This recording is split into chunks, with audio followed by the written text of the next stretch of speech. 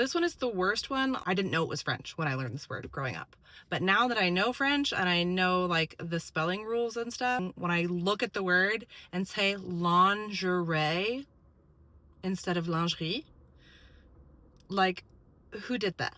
You messed up. And now I'm also really annoyed that we say Quebec. Quebec. Like, it would not be hard for us to say Quebec. Like, why do we really have to add the qu in there?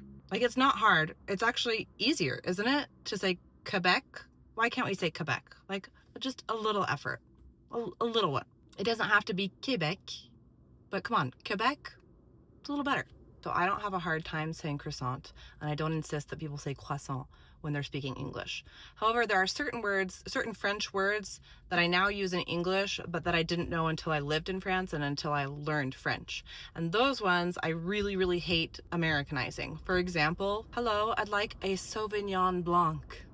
Hello, I'd like a Sauvignon Blanc. That's what I would like to say, but no one would understand. Another good example is city. So Paris, I always knew what Paris was. That's always a word that existed in my vocabulary already.